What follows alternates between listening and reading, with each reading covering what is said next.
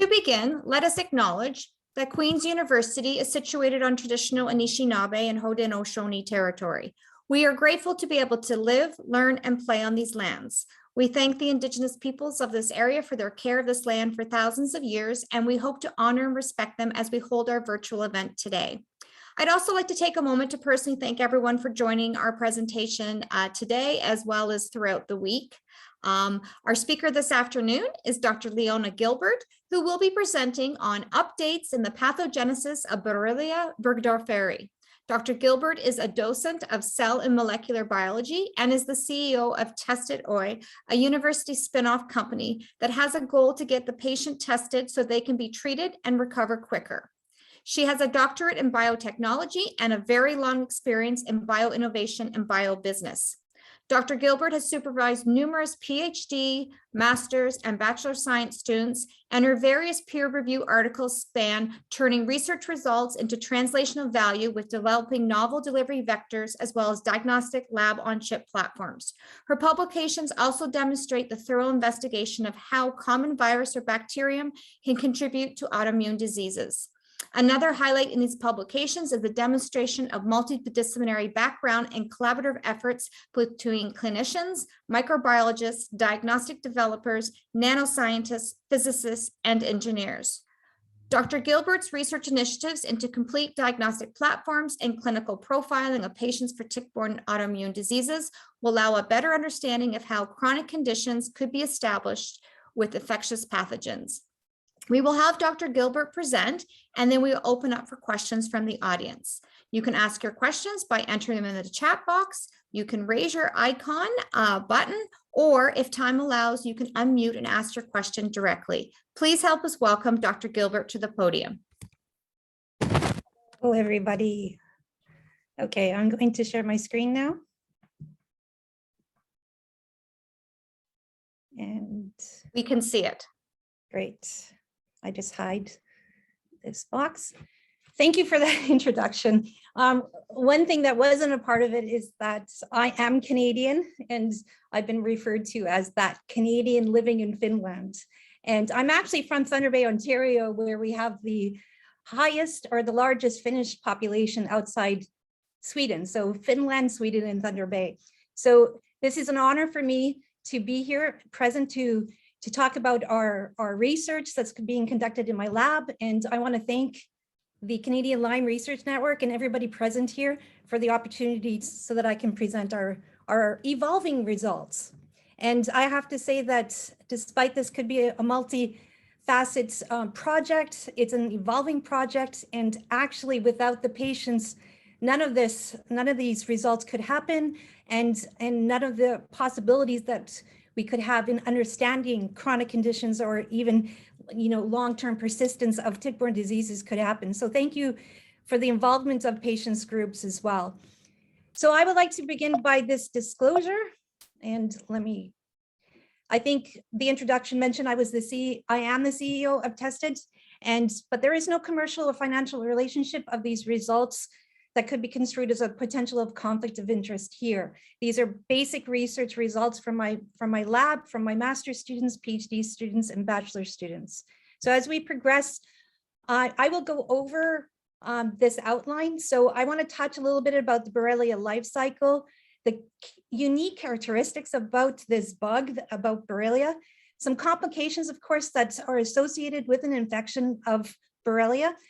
I want to introduce just basic results that we have used to demonstrate supporting facts and supporting evidence of our hypothesis.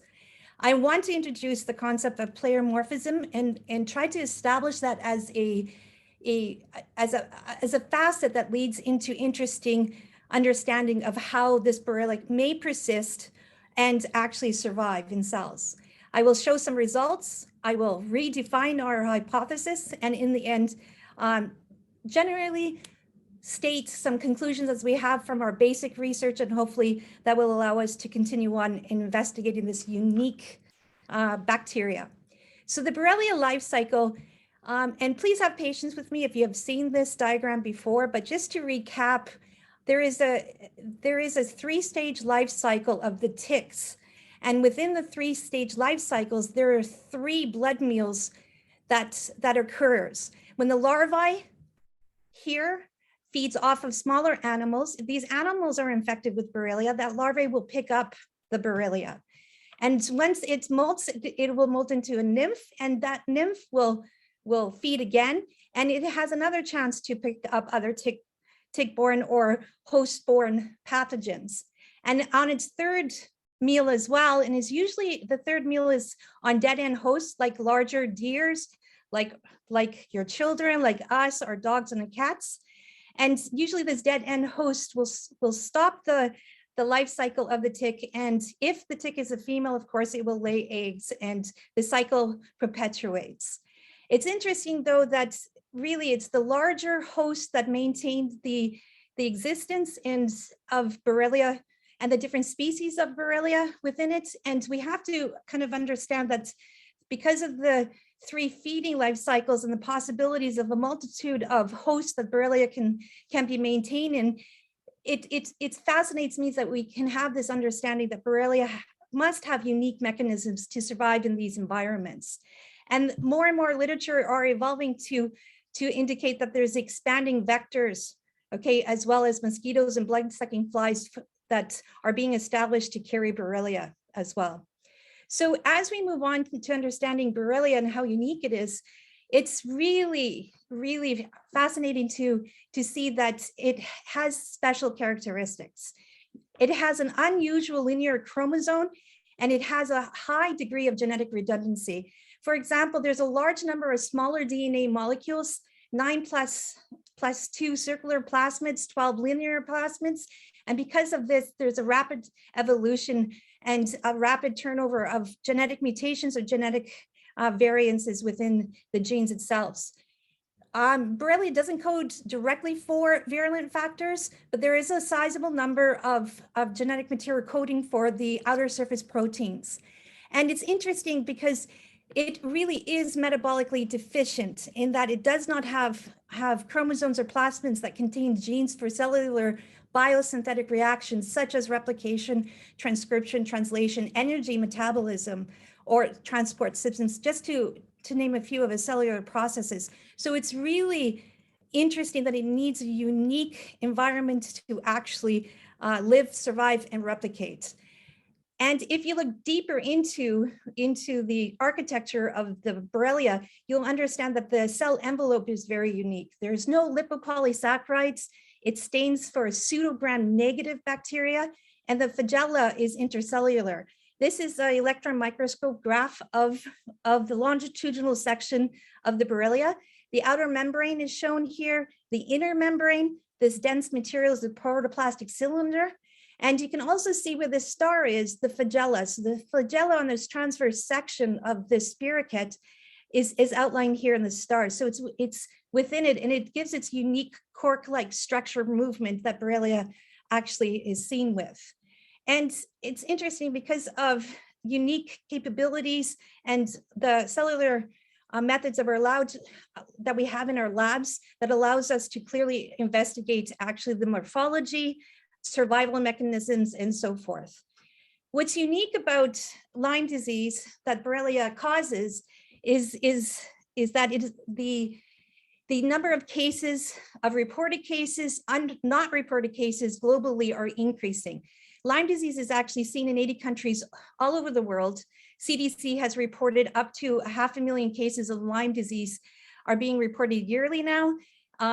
There's been reports of 2 million cases of post-treatment Lyme disease syndrome, and patient advocacy groups have been testifying in court that it takes 11 different visits, 11 different doctors on a minimum to get a proper diagnosis. And in the United States, it's costing the government 10 to 20 billion US dollars to manage these patients. And I guess this is the driving force for my lab and my students. We want to change these numbers, and we want to make sense of why these numbers and cases are increasing. We have speculated that us and others have speculated that by year 2050, 35% of the global population will be diagnosed with Lyme disease.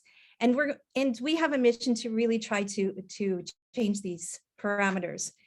And what's interesting with Lyme disease, as you are aware, because because you're quite knowledgeable about the patients and about their symptoms that they're presenting with. It is really a multi-systemic disease. It can affect anybody that's been infected with Borrelia. Traditionally, yes, after a 2-week course of doxycycline, if you're diagnosed early enough, there's great success of recovery, but up to 20% of these people that are being infected with Borrelia can suffer long-term consequence of this infection. And we have done studies and currently are conducting more studies of global populations where 85% of Lyme disease patients are actually suffering not only from Borrelia infection, but other co-infections, like different species of Borrelia, also Babesia, Bartonella, all of these microbes that may come from the tick. And in addition, in analyzing these patients, we're noticing also that these patients that are suffering long-term symptoms also are infected with opportunist infections. It's like when your immune system is not functioning properly, you succumb to other infections like CMV, human parvovirus, in some cases, Coxsackie virus, etc. And so this whole co-infection concept and patients suffering from multiple infections obviously complicates the whole process of getting a proper diagnosis. And more research is invested in trying to understand the synergies that come with these co-infections and these in this polymicrobial phenomenon that we are seeing in patients. So yes, it complicates the situation, but it's interesting if we digress and look at the Borrelia itself and how it looks and participates in actually surviving or killing cells. We will have a better understanding of actually maybe there is a way that it can persist within the individual cells, within the individual organ and so forth, that may cause and be responsible for some of these symptoms that these patients are suffering from. So I like to just digress and introduce the methods that we're using within this presentation and to study some basic questions. We want to understand really, could there be multiple mechanisms for Borrelia's fitness for survival? Because as we know that these patients are, 20% of these patients diagnosed with Lyme disease and are treated will succumb to long-term consequences of symptoms, but what are causing those symptoms? And there's a running theories that I'm going to introduce within this presentation, but also just basically look at the basic cellular biology methods that we can use to try to understand. So the two main methods that we are going to present is basically coming from stimulating cell lines or infecting cell lines like macrophages, immune cells, or dermal fibroblasts, skin cells, or chondrosarcoma cell lines. These are synovial cell lines with Borrelia, and investigating the effects within the cell, on the cell, and indirectly what's occurring within the cell. And so with introducing these methods, we of course are going to utilize a lot of microscopy. So looking under the microscope, we're also going to immunolabel certain components of the cell to see where they are. And we're going to look into a lot of statistical analysis of what we're seeing so that we don't present a subjective point of view of what we're seeing, but more of a quantitative point of view. So when actually our team started to look at Borrelia, we started to look, of course, at the morphology of the Borrelia to see to learn to see what we're seeing under the microscope. And we quickly realized, like others, that spirochete actually can change shape. And in a cultural in vitro system where we grow the Borrelia, the spirochete looks like this corkscrew-like structure that has a length of 10 to 30 micrometers in length and 200 nanometers width. And this is live microscopy here, but these are just still images that we've taken in our live microscopy. The other morphology that we're seeing is a bleb coming from the outer membrane. It's a swelling, and that size of the bleb is traditionally running around 1 micrometer in diameter.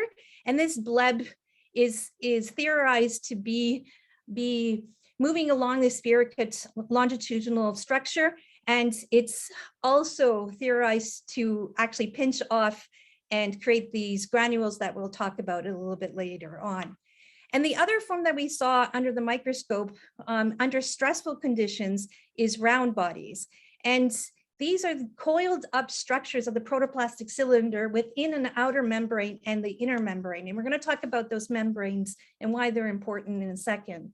But the fourth structure that we saw are biofilm-like or aggregates of Borrelia growing in structure. We can easily grow all of these forms, of course, and in a stressful environment, round bodies are seen more, but of course, then damaged Borrelia is seen as well. And damaged Borrelia usually does not stain for DNA, whereas the spiricate, bleb, round bodies, and biofilms, you can easily see the DNA within those structures. So this pleromorphism is not a unique concept within the bacteria group, but we wanted to understand, could these structures actually allow more of a fitness or protection or an evasion mechanism of the immune system or survival within human cells? And this is basically what we're going to talk about in the next slides. But just to let you know that even under the world of pleromorphic forms of Borrelia, there have been a lot of misunderstandings or a lot of different terms used to actually call these structures. Previously, they have been called L forms or cell wall deficient form, L variants, L phase, L organisms, stable L forms. And in whatever they call it previously, we will show electron microscope images that actually indicates that there is a cell wall within the round body. They are not cyst forms. They don't have a thick structure cell wall to protect it if they're under stressful conditions. Also, I mentioned about pearls and units. Some people are reporting and have reported previously that they do see these pearls being pinched off from the cell membrane. We have updated the terminology to call the spherical structures round bodies, and because it's really a form that's not actively dividing, it is metabolically silent, but it can revert back into the parent form, the spiricate. I've already mentioned about blebs and loops that is theorized to actually pinch off and to make these pearls and granules. And then, of course, I've also mentioned these biofilm or biofilm-like structures that can occur in just culture media without a surface. Traditionally, biofilms need a surface to grow on, and they're usually extracellular matrix is stabilizing that structure. But obviously, in a in vitro culture system, it is an artificial system, but we do see these aggregate or biofilm-like structures, and they are staining with agglutinin, which is a biofilm-like stain that is used to visualize these forms. So pleromorphic forms of Borrelia was an interest of ours. And when we look at transmission electron microscope graphs of the spiricate, you can see that there is a outer membrane, inner membrane, the protoplastic cylinder is dense here. And then to really compare it with the round body structure, where we have the periplastic cylinder coiling up in it. And then when we zoom in to where the dense material is, you can see that this is not a cyst form. They have a complete cell wall here. You can see the outer membrane, the inner membrane. The membranes are credible. They're maintaining their structure, their form. And it's really was interesting for us that under different stressful conditions like human sera, we're able to see actually the formation of round bodies as well. And another interesting thing when we look closely at these round bodies, to really see what's inside them, the flagella in the spiricate, as you can see here with these red arrows, they're staining with the P41 antibody, and the DIC is giving you the morphology look. If we look at the round bodies, you can see that flagella is also present within the round body form. If the cell wall was not maintained, the flagella will obviously spill out and we would not have immunolabeling marker for the P41 flagella within this round body.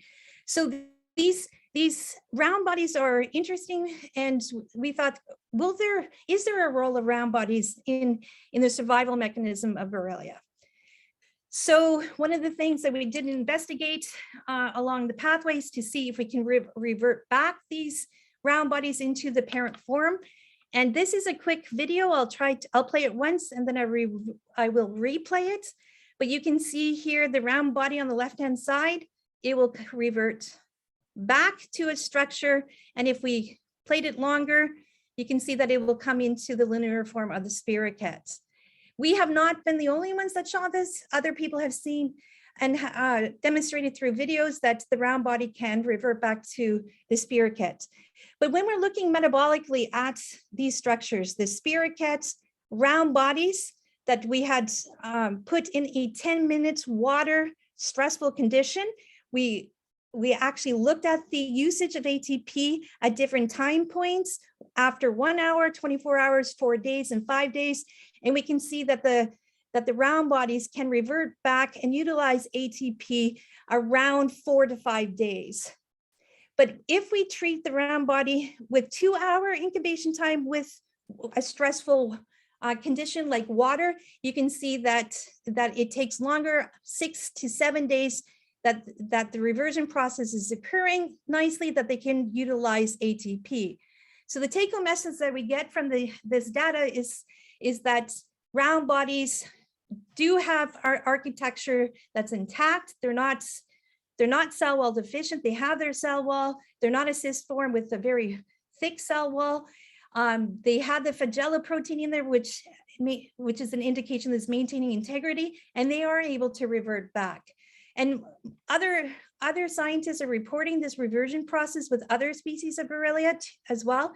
So we are not unique in demonstrating this reversion. Also, another interesting form that's actually gaining interest and funding is these antibiotic tolerant Borrelia burgdorferi persisters. And it's interesting because we have to appreciate, is there a clinical aspect with these pleomorphic forms? Can we see it clinically? Well, the best way that we have in animal studies to indicate the persistence of Borrelia are studies coming from Monica Ember's group, where they actually treat non-human primates with doxycycline, oral doxycycline twice a day for 28 days. And then 8 to 9 months after treatment, they take biopsies and they really immunolabel for Borrelia. They even take the Borrelia out of these biopsies and grow them in culture. And in some cases also have ticks that feed off of these monkeys and then take the ticks and feed them to even mice. And the work that's coming out of Monica Ember's research group is showing that even after the traditional doxycycline 28-day treatment, there's persistent forms of Borrelia. But these persistent forms is interesting, and unfortunately right now you can't really see the forms of these, but I would like to see if there really are spirochete form, round body form, are they biofilms within these biopsies, or what forms are there? And of course, are these forms clinically relevant? Well, there are earlier studies to show the morphology of these pleomorphic forms in these biopsies, okay? But again, more and more research is coming out because a lot of microscopy studies are very subjective. We need quantitative data, but I will be actually interested to expand this list of this clinical studies, okay, of pleomorphic forms and in patients, and hopefully in the next 5 to 10 years, we really can say that they have a direct clinical relevance in patients, and possibly that the pleomorphic forms help in the evasion of the immune system. And this is the concept that we're working with.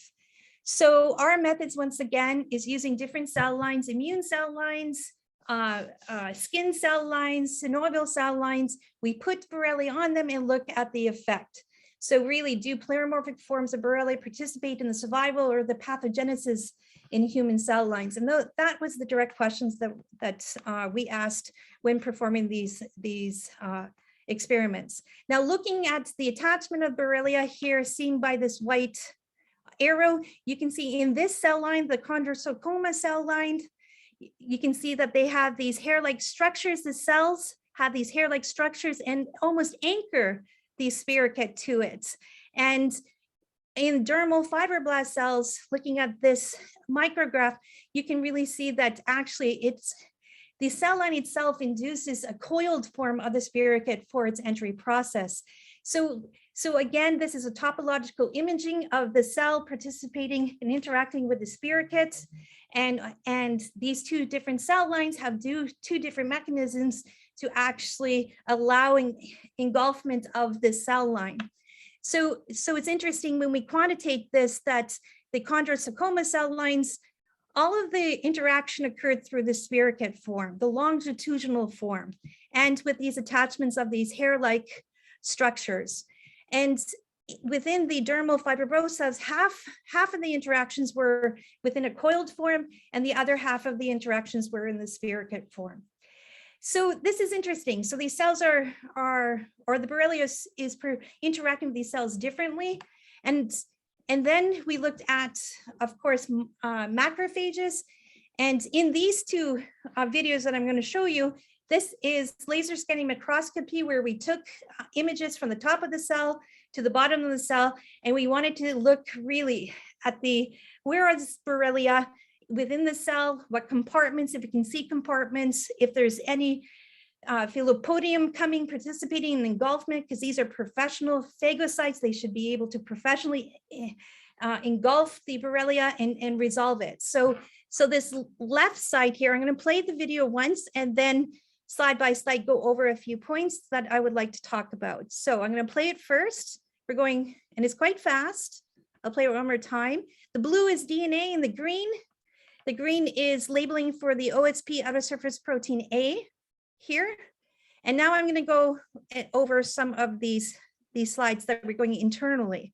So you can see there's a co-localization. So green and blue are together within this vesicle-like structure here. You can see the coiling of Borrelia here. And you can see that mostly on top of the cell, it's a spirochete form, but within the cell, they're actually coiling up into vesicle-like structures. It's interesting when we look at round bodies when they're fed to a macrophage. Here, I'm going to play the video again. So the DIC will show the architecture of the cell, and the green is the OSPA immunolabeling. And I'm now going to go slide by slide here. You can see that the Borrelia, the round body is indeed interacting with the cell into these areas of interest, but they are being internalized, okay, and into these vesicle-like structures. But when we look at these vesicle-like structures more in detail, you can see that within the cell, both the spirochete and the round body are internalized. These are images from the middle of the cell. But when we immunolabel these cells for other components just one second here, for early endosomes and lysosomes, we can see that actually there is a co-localization of the spirochete form and the round body in these macrophages. So this kind of makes sense. What we're seeing here is early endosomes, co-localization, and lysosomes, the yellow here. And this makes sense because these are professional phagocytes. They internalize, and their duty is to resolve infections and present antigens on the surface so that they can communicate and establish a direct immune response. And this co-localization in macrophages was not surprising, but when we actually looked at these two other cells and see if they are being processed in the same way, we immunolabeled for LAMP2, which is a lysosomal marker. The GFP is the Borrelia that we were seeing here, and you can really see that there is no co-localization within the chondrocytes as well as in the dermal fibroblast cells. I'm going to go back here into this slide and just show you that when looking at these cells, we also want to look at, are these cells, human cell lines actually forcing the Borrelia into pleromorphic forms? Or can they actually establish themselves within the cell in the spirochete form because they're quite large? Or do they force a pleromorphic form like a round body when they are internalized? In the top images here, these are just the representative images that we have seen. We have seen spirochete forms within the cell. We have seen these coiling round body-like structures within the cell. We also have seen these blebs, as I mentioned before, within the cell, and of course, aggregates within the cell. And our hypothesis is that these cells are somehow maintaining their professionalism of resolving this bacterial infection. But we also see these damaged cells, and again, damaged forms of Borrelia, meaning that they do not have any DNA associated with them. You can see that there's a clear co-localization of these aggregates, these blebs and round bodies. They definitely have DNA within them. When we quantify the structures within these cells, in the chondrocyte cells, the prominent form in the beginning, of course, is the spirochete with multitude of blebs showing. And then after 48 hours, 72 hours, we see an increase in the round bodies. But then it drops after 7 days and 9 days. The prominent form, of course, makes sense that they're damaged forms, but we still do see spirochetes, round bodies, blebbing, of course, but it's good that we're seeing a lot of damage-like forms as well. When we look at the fibroblast human cells, the predominant form is the spirochete, which is quite interesting because if you remember from the entry, it entered into these cells in a coiled form mostly, but that spirochete form actually is really maintained after 7 days and 9 days above all other pleromorphic form. There is hints of course, blebbing and smaller amounts of round bodies and damaged forms at later time points like 7 days and 9 days. So can these pleromorphic forms have a unique ability to actually allow Borrelia to be established within these cells? Well, this is what we're going to be looking at closely. We already talked about how macrophages, though, process these through the early endosomes and lysosome pathway. These two cell lines, chondrocytes, do not process these Borrelia species through the lysosome process.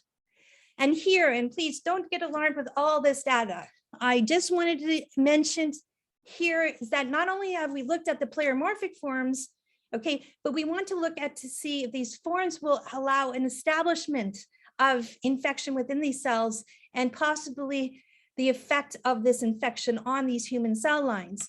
So if you look at this bar graph here, we use different MOIs, so multiplicity of infections, and we looked at different time points and calculated the percentage of infection from 0 hours to 9 days. And in both cell lines, you can see that there is a dose-dependent infectivity that occurs within these two cell lines. And even at nine days, we still, at 9 days, we still see that the infection is still present.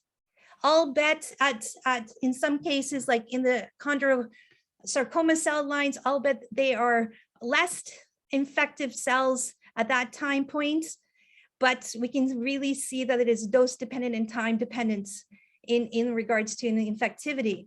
Now, the microscope images is just to visually see that it is dose dependent and time dependent. This is a 72-hour infection that was being demonstrated here. You can really tell just by looking at the green here that the different pleromorphic forms that we see are different within the two cell lines.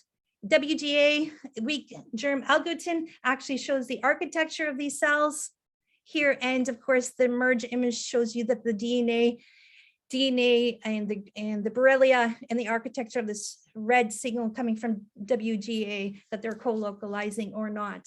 So this infectivity is dose dependent, time dependent. We understand that even at 9 days, there's still infection occurring. But let's look at really what's happening to the cell here, because the mitotracker red stain is a stain that actually stains live mitochondria within the host cell, so the mammalian cell. If the mitochondria is depolarized or compromised, it will not stain for red. And we use flow cytometry to actually quantitate the signaling that is conducted when we immunostain for the mitochondria. And you can see here that actually from 24 hours, 48, 72, and 96 hours, we still have live mitochondria within the human cell lines and within the human cells. It is not dose dependent here. It's just indicating that actually these cells are surviving. And same with the dermal fibroblasts, they're exhibiting the same phenomenon where the mitochondria is intact, it's alive, and that these infections with the Borrelia are not causing these cells to die. And that's interesting. Why not? Even after 9 days, why isn't these cells dying? So we did a unique experiment, and what we did was at different time points, we infected the cells, the 2 cell lines for 24 hours or 72 hours. We let the Borrelia infect the cells. After those 24 hours or 72 hours, we washed the cells with PBS, and then we did a gentle acid wash to get rid of the Borrelia that may still be attached out on the outside surface of those cells. We did this acid wash for 30 seconds, and then we placed it into the normal culturing media that allows the Borrelia to grow. And we observed if Borrelia would grow from these cells, okay? And we looked up to 6 weeks post-treatment if there was any growth. And what we see here is that these are the number of tubes at different post-treatment weeks. And what we see here is that in most cases, all of these cells grew even the 24-hour infection and the 72, they did grow. It took some time, up to 6 weeks in some cases, to get them to actually be visible under the microscope in a close or a nice log phase growth, but they all did grow. So this is interesting. This experiment indicated that the internal cells, once we broke up the membrane, was able to grow. Then this was the most exciting experiment and maybe the most recent experiments that piqued our interest. What we did here is that we stained for cell death markers, for apoptosis, necrosis, and of course, we stained for dead cells. And then, of course, in this, using DNA 7-ADD stain and a pan-caspase inhibitor fluorochrome complex marker will allow us to differentiate viable early apoptotic cells, necrotic cells, and dead cells. We had, of course, controls there, but we also had these outer membrane vesicles that we purified from Borrelia. Outer membrane vesicles, I'll discuss more in the next slides, but is gaining more research nowadays. And it is proposed that these outer membrane vesicles of numerous bacteria participate in the pathology of diseases that they will cause. So what we did here is that we infected the cells for 72 hours, then we stained them, as I mentioned, and used flow cytometry to quantitate the data in the cells of where these cells were present. And what we see here traditionally on both of these cell lines is that they were viable even after 72 hours. And I just wanted to see, is there a comparison of any type of death? There could be, because of course, we did observe previously that there are some cell death, but what type of that cell death? And is there any differences between the cell death that could occur within these different cell lines? And what we have seen here, yes, they are viable, okay, even at 72 hours post-infection, but the dermal fibroblast cells actually force more of a necrotic cell death type than apoptotic cell death type. And this obviously is interesting because apoptotic debris has been linked to cause autoimmune conditions. So this is what was the motivation for us to actually look into these. Was these apoptotic debris that we were seeing, or the death debris that we're seeing, actually could be cause of a source of antigens within these cell lines or not? So because of that motivation, we showed that no, it's necrosis. But anyways, the point is that there is no cell death, predominant cell death within these cells. So I want to leave with something that's really exciting with us, because in looking at actually, sources of antigens that could stimulate the patient's immune system or cause a constant stimulation of the immune system, what we did is we devised a purification method for these outer membrane vesicles from Borrelia. You can see the electron micrographs here by these arrows. This method is actually published in this article, but the point is that this method was standardized from other people's methods and just kind of personalized for our needs. What we did is we really just grew the Borrelia.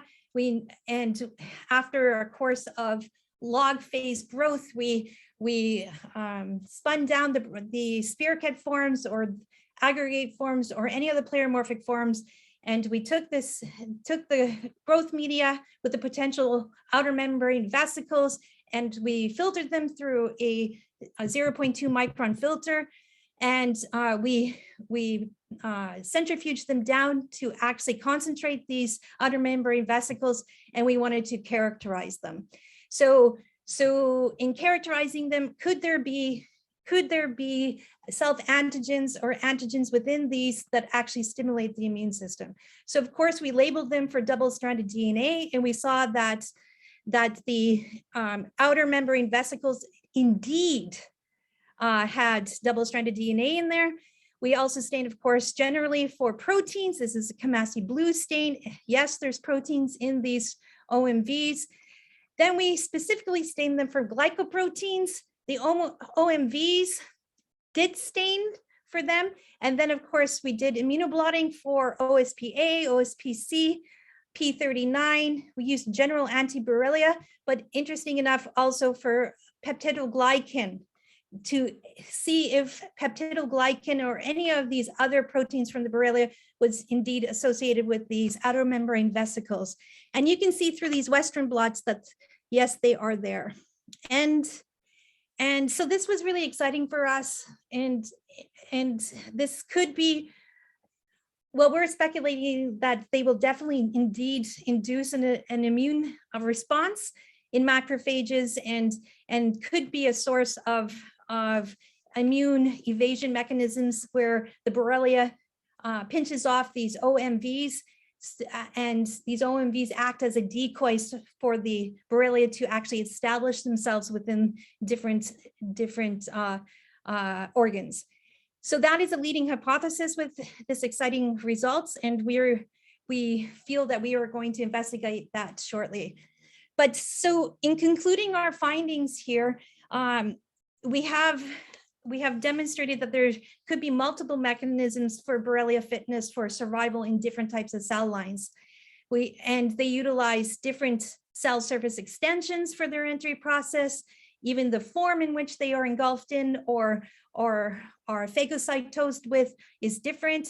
There's different Borrelia forms within this different cell types as well, from the spirochete forms to the round bodies to of course damaged cells, Borrelia cells, as well as these blebs as well. There's internal intercellular differences in the processing. We showed that in macrophages, the macrophage resolves the Borrelia by trafficking the Borrelia structures into early endosomes and lysosomes. And we demonstrated that there was not a co-localization of the lysosome in the sarcoma cells as well as the fibroblast cells. And interesting enough, in these 2 cell lines that we demonstrated, there is no cytopathic effect, that there was no programmed cell death or even immense cell death within these 2 cell lines. All of these different points here provide strategies for Borrelia that they could employ for immune evasion. So our next steps, I think I touched a little bit on it, is to really look at the pathogenic effects of these outer membrane vesicles from Borrelia, and actually isolate them from clinically characterized patients. And these 2 items are actively being investigated at the moment, but we are further still going to look at the immune response, of course, of these OMVs, as well as the pleromorphic forms on different types of immune cells and players. So thank you very much. I know this was a lot of microscope and some bar graphs, but I hope that the take-home message that Borrelia can use multiple mechanisms to establish itself in different cell lines is interesting. So thank you. Thank you so much, Dr. Gilbert, for your presentation. We're going to now move into the question and answer session.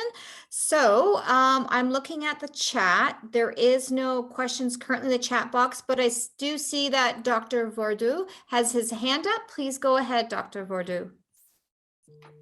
Oh, thank you. And yeah, very, very interesting talk, Dr. Gilbert. Thank you very much.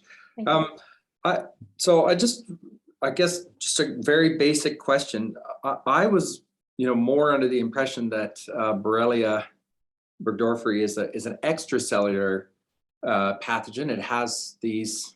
It's been shown that it has proteins that allow itself to bind itself to extracellular matrix proteins that are outside the cells. But so your research is suggesting that they also spend quite a bit of time inside cells. Is that correct?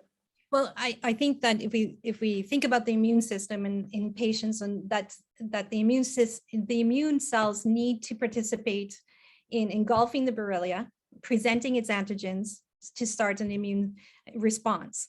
And in that case, yes, the Borrelia are definitely associated in phagocytes. Right. But our question is that could Borrelia actually not just bury itself between the cells, pass through the bloodstream, quickly get cleared from the bloodstream, and then it has to go somewhere. And we've seen it in lymph nodes that they are there. But could these pleromorphic forms actually participate in its establishment and survival mechanism that could elicit more of this long-term consequence of symptoms in patients? That was our thinking. Yeah, okay. So if I could just clarify, I mean, I totally agree, of course, that we would expect to find Borrelia inside immune cells, phagocytic immune cells, because that's their job. But you showed some research, I believe, just now, right? That you're also finding them inside fibroblasts, right? Yes. So has that ever been reported before? Yes, actually, we're not the only ones, but I think we're the only ones that are reporting the consequence of it. So yeah. So others are using different fibroblast cell lines, or even different, like how do I say? I want to speak Finnish here for a second, but different human cell lines, even primary cell lines, as well as immortalized cell lines, to show that Borrelia can actually be engulfed and can actually establish itself within the cell. So we're not the only ones that are doing this, but we chose these 2 cell lines to see if actually these pleromorphic forms, if they have any kind of consequence of these, because you would think that the Borrelia needs some mechanism to establish itself, to replicate, to expand, and so that using just the basic cell biology methods, we decided to look at it this way at the moment.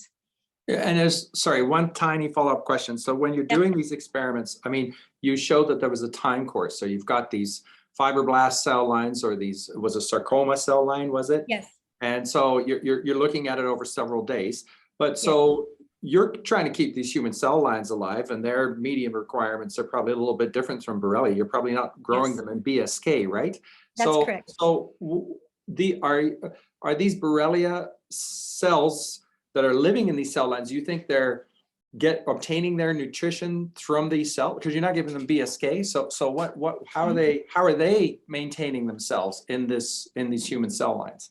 Yeah, and that's a really good question. Like, how do they maintain, or do they just evade the immune system? Okay, and because what we do not show is that the replication of Borrelia inside the cell. We haven't shown that or demonstrated that yet. But what we have shown is that once it's infected at 72 hours post-infection, if we open up those mammalian cells, is Borrelia viable, and can it replicate, and can it be cultured?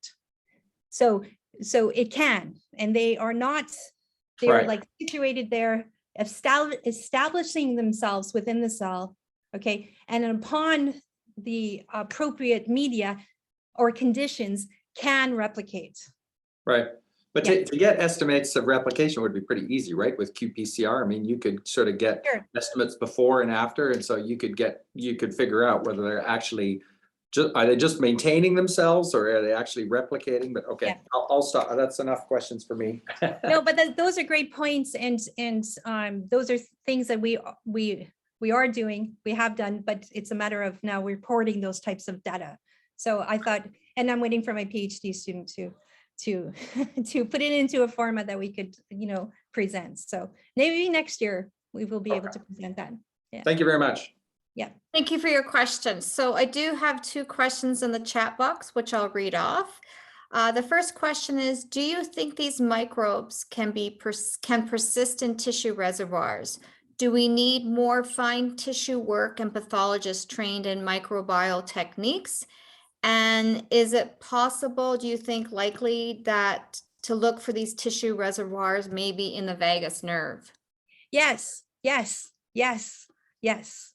So it was a complex question, but I think that looking at tissue samples from patients, okay, and doing RT-PCR even from patients for Borrelia plasmids, or even their chromosomes, on actual samples and characterized patients, that will definitely establish, if these cells are establishing themselves, are they for the purpose of evasion, or just survival, or or decoy, or something. So yes, I think that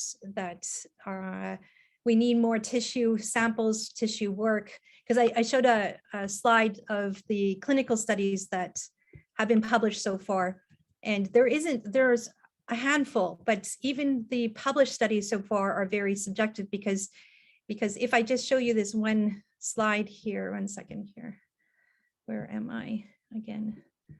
Yeah, so I'm going to share screen for 1 second here.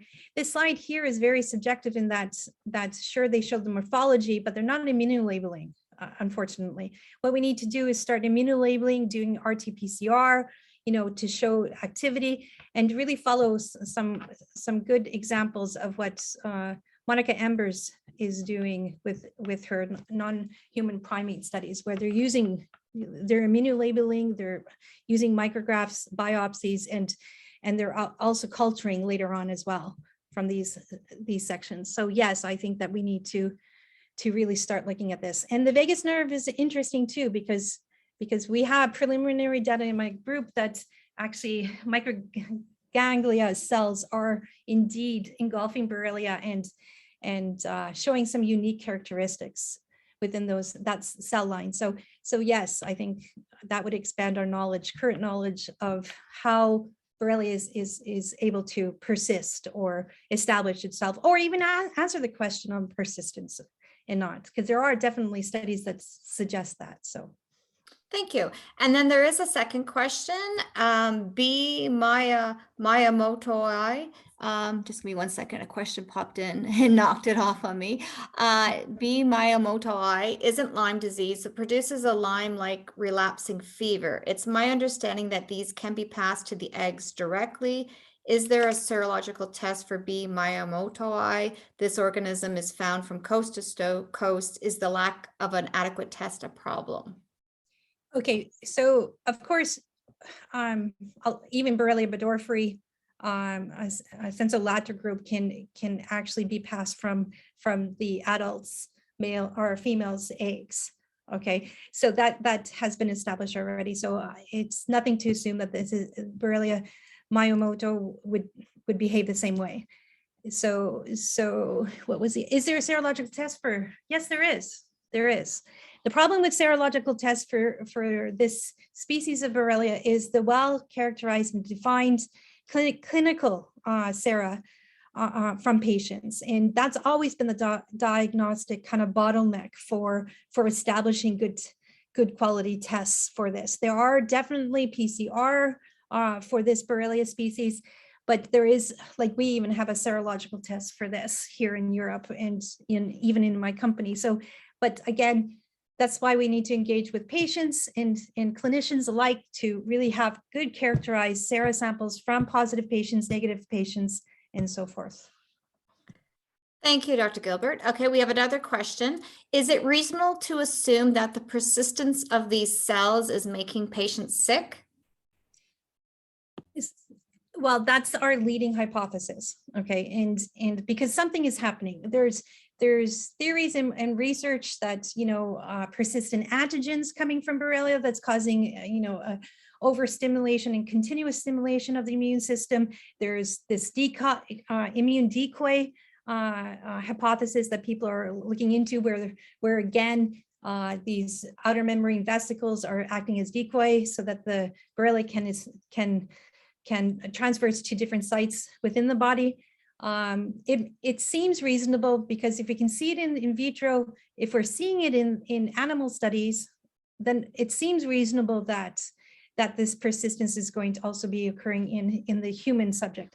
So that's why we need more and more clinical studies with really well-characterized clinical samples from patients so that we could really look and establish if persistence is happening, is occurring, or is it really their persistent antigens occurring, or is there a dysregulation of the immune system occurring? Because could be multiple facets that are definitely occurring in these patients.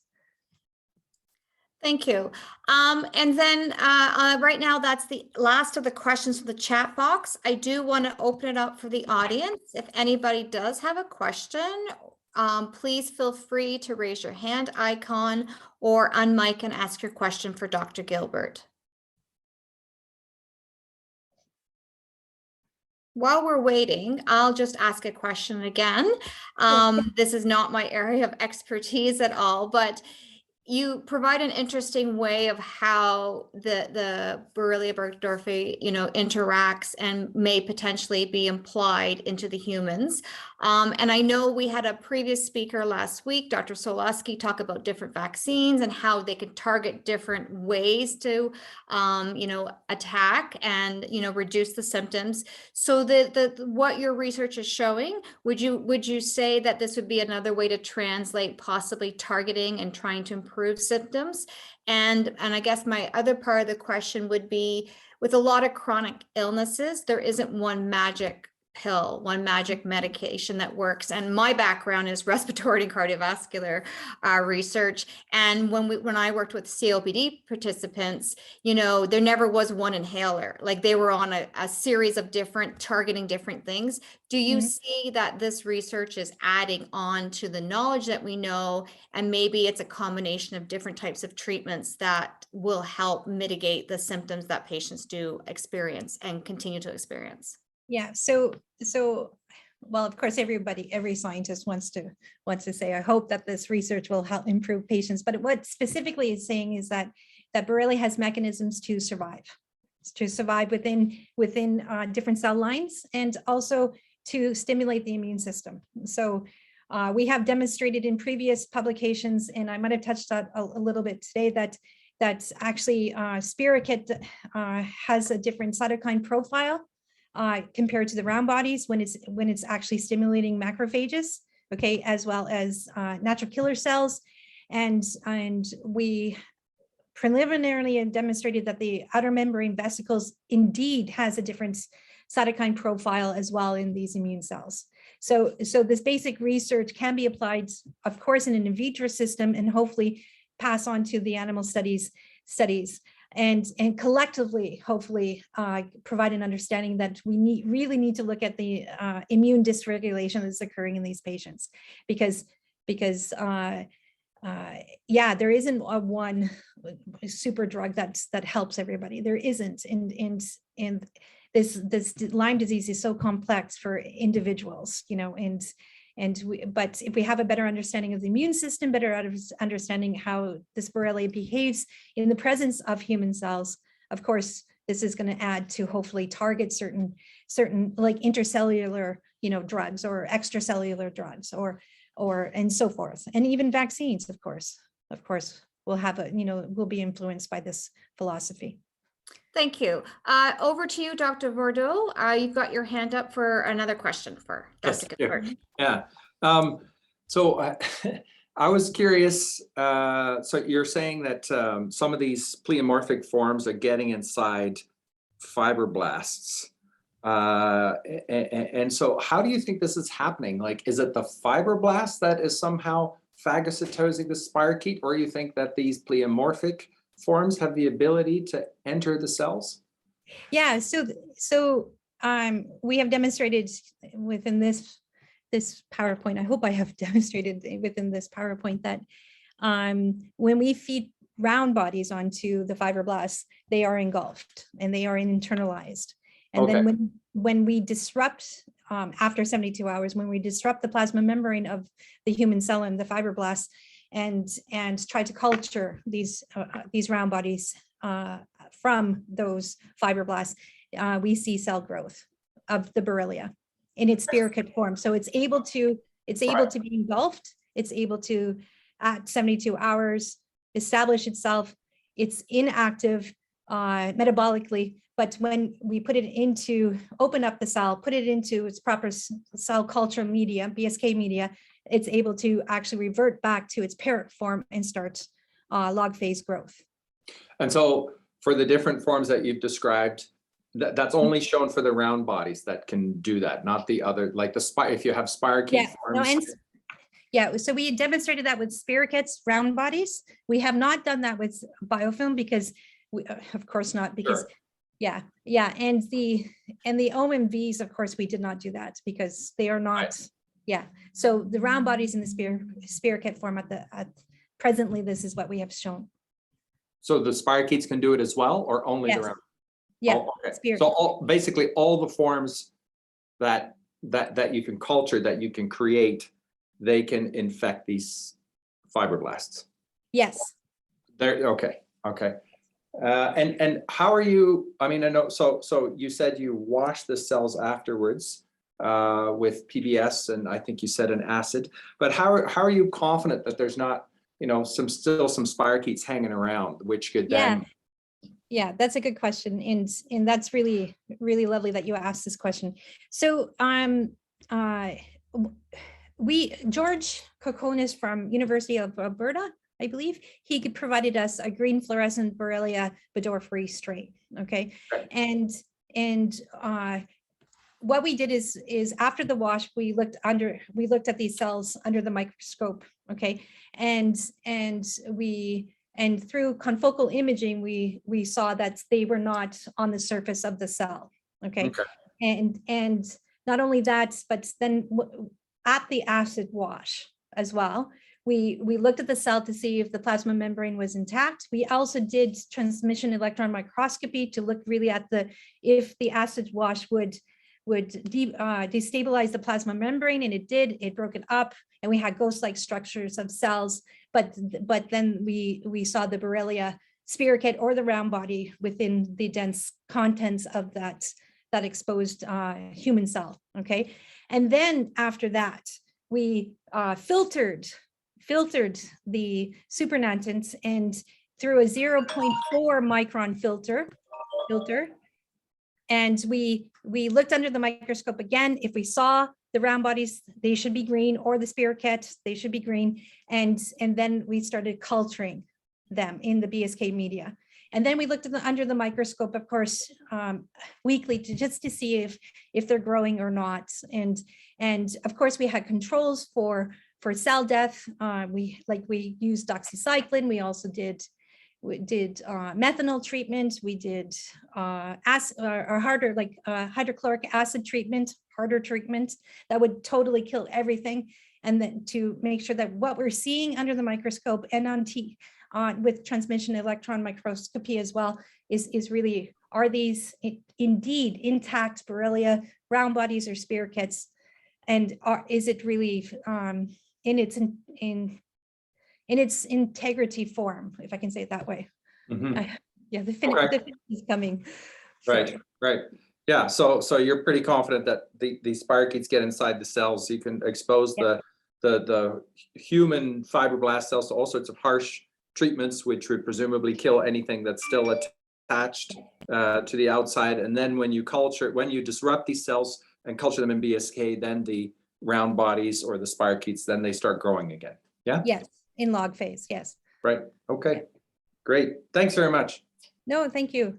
Thank you for your question, Dr. Bordeaux. I just want to point out that Rob has provided just a link if anybody's interested on a video that is one explanation of how Borrelia could cause debilitating symptoms in Lyme disease, persistent Lyme disease. LinkedIn is awesome. Yeah, Not sure what that was. Anyways, I think that's it for our questions today, Dr. Gilbert. I don't see anything else in the chat box or any other hands raising icons.